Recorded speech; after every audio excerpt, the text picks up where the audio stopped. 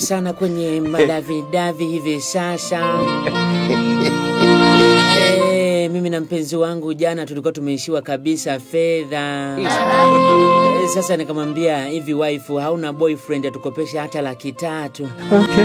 Akasema ngoja kwanza nimuulize. Ndio maana umeona mpaka sasa nimechelewa kuja kwenye kipindi. Nilikuwa napiga mtu huko. Alafu wauza nyama buchani inabidi wapimwe akili. Okay. Kwa sababu haiwezekani yeye anakata mfupa na shoka. Alafu anataka mimi niende nikale na meno. Juzi nimeenda kuomba simu kwa bodaboda pale mtaani. Nilikuwa nataka nimtumie wife message kwa sababu simu yangu ilikuwa imezima. Sasa nilimwambia mambo.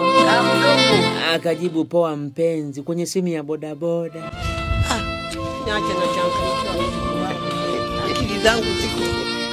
Lakini ninachoshukuru ni kwamba mimi mpenzi wangu hata nikitumia namba ngeni ananifahamu. Kwa hiyo sikuwaza sana. Yaani kwamba ni waze. Hapana. Wanawake wanaamini kwamba wanaume ndo watawahi kufa.